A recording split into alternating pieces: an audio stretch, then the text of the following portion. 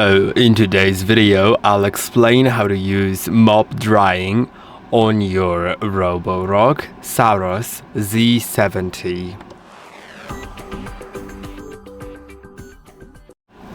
In order to use mop drying, you'll need to go to, by default, of course, it works already. If you simply if a mopping task is finished, it automatically washes the mop. It also washes the mop during the task, but like if it washes it during the task, it doesn't dry it, and if it washes it after a task, it does. And you can either just like leave it on default so it'll dry it. You could also manually trigger it by clicking on dock, then clicking on dry, and then it will start drying the mop. But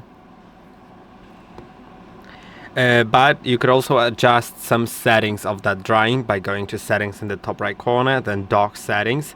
Then you can start set drying start method, which means that you either set it to manually start drying, but it's really worth remembering, if you set it to that, remembering to actually start the drying to prevent odors and mold on the mop pads.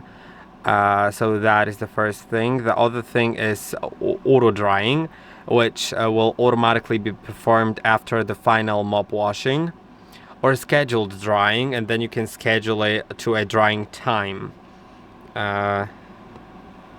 like on some certain time it will just begin if before that time a task was finished. And well, that is basically it, but you could also set the duration to eco, standard, or deep.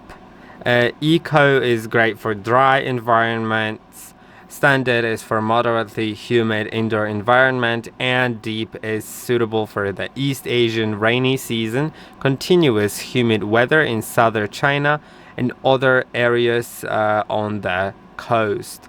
And that is basically it. I hope that this video was helpful. Don't forget to like and subscribe, and I'll see you in the next one.